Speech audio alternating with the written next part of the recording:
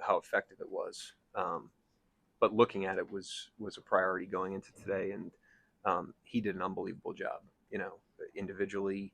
And then if you're putting a 6'5" guard on a player like that, you need like relentless help and relentless pressure on the entry passes, and it all works together. So he had an amazing effort individually, but that truly, when you're going to expose yourself like that, truly is a team defense to make that effective, and the guys execute the hell out of that. I couldn't make out what you were saying when the last group checked out right before AJ and those guys, but you put your finger in their chest and one by one they kind of went to the bench. Yeah, just acknowledging those guys. I thought they just gave a great effort. They're so easy to bet on.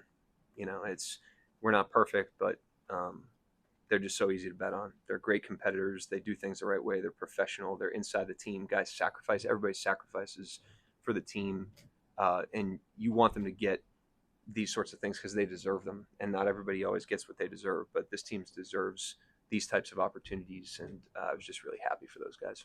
8-man rotation for the majority of the night. You guys use quick rest for guys. Is that the plan, and then how much does that help you guys in this situation? It really wasn't the plan. Jay Will and Isaiah Joe were live. There were situations I would have gone to them. I think the effectiveness of what we were doing was the reason why I drifted away from that and cut it to 8. You play every other day in the playoffs. We have a lot of good players that we believe in. And so we're going to need the depth of the team. But obviously in a game 7, you got to empty the tank, and that's what we did. But those guys done a great job of staying ready. We're going to need everybody as we move forward here against Minnesota. With that, not many rotations, but guys were getting their own 15 offensive rebounds, like diving on for a lot of deflections. What do you think about the effort despite not having much rest? It was our best energy game and activity game. They drummed it up, for game 7, and I just give them a lot of credit. Game 7s are there's not many games you wake up in the morning and that you're going to remember the game for the rest of your life, and game 7's one of them. And to be able to focus through it's really a distraction, distraction from the fact that it's still a basketball game. To be able to focus through that and perform the way these guys did today was very impressive. Okay, so Wallace and Caruso both kind of came in late in the first quarter, kind of got you going into the second quarter. Did you know that would give you that kind of boost, or there's just some normal rotation in this guy? It's normal, but they've made such a habit of that it's to this point, it's surprising when they don't. It's the pressure, the intensity, the competitiveness, and their team guys. They go in there. Denver played a lot of zone in this series.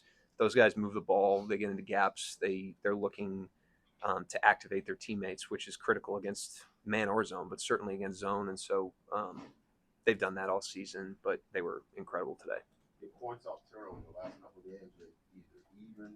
I think they were even last game, and you only won by 3. That's always been a big deal for you. Today it was back to 37-7. Back to 3. Yeah, 7 games is a long time. You're not going to play optimal basketball over the course of 7 games.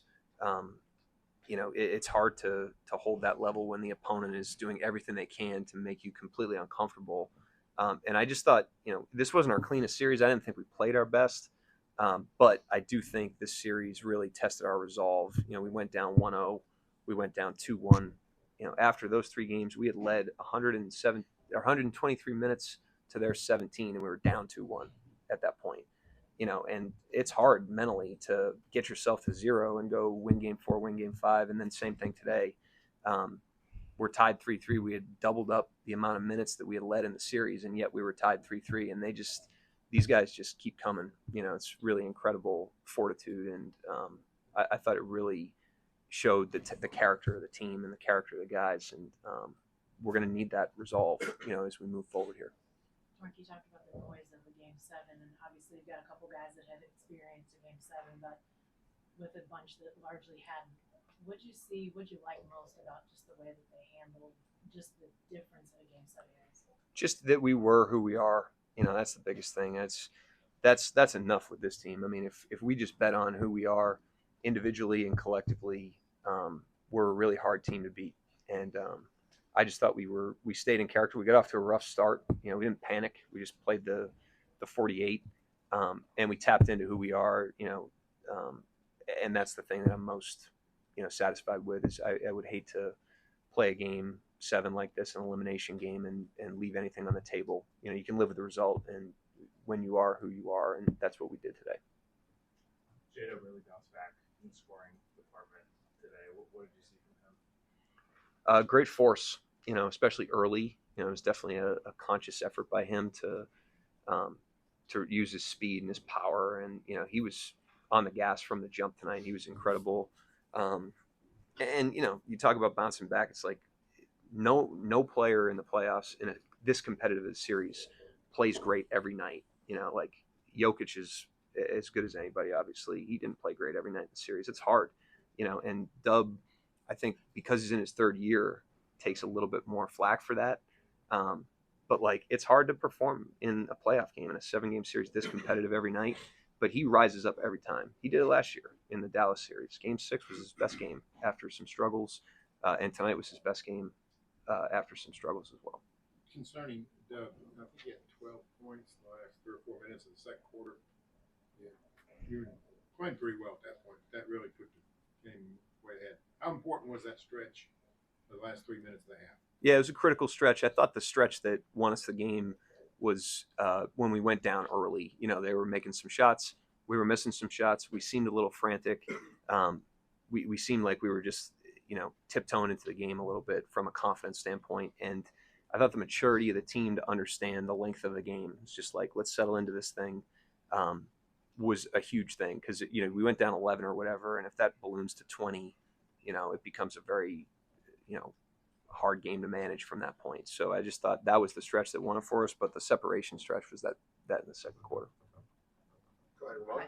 If I can ask 2 questions. One, just what did you make of David Adelman coaching against him in this series? I know it was a lot of adjustments on both sides, and he's obviously doing this on an interim basis. Yeah, I just told him on the court how much respect I have for him after having competed against him in this series. He's a pretty seasoned guy, to be put in a very, very challenging situation. It's a credit to their players, first and foremost, but a credit to their staff for that type of disruption that late in the season. He was thrust into a very challenging leadership position and handled it very well. And I think what stood out, that wasn't all smooth. They lost some games in the regular season. They lost, they got blown out in one of the games in the Clipper series. They got blown out here in game 2. And that team kept competing and stayed together through all the ups and downs of their experiences, which is, first of all, a testament to their, championship mindset, but also a testament to the relationships that he must have built over a long time with those guys. Like, they really, had his back. And so I was just very, very impressed with him from a distance. I don't know him at all, but I have the utmost respect after having competed against him. Just a quick follow-up, a totally different subject, but you were with the Blue the last time the Thunder was in the Western Conference Finals. Did you get to be around the team that much during that run? And if so, what did you learn about what comes next here? Yeah, I was this guy. I was it's hard to keep a straight face with that guy. I was around the team. This has always been an organization that's had great synergy with those entry-level spots. A lot of the people that work here now went through the Blue, and all of our Blue staff's here now. So, yeah, but, to start over, basically, huge shout out to Sam, for his vision for this, to start over and to get back to this type of level is incredibly impressive. It's an organizational accomplishment. There's a lot of invisible people behind the scenes that are part of that, and I just want to make sure I acknowledge them. Obviously, we have more opportunities in front of us, but this is a great accomplishment for a lot of people that have been here a long time. Thank you, Coach. Yep, thank you. We got players coming in next, as you all saw.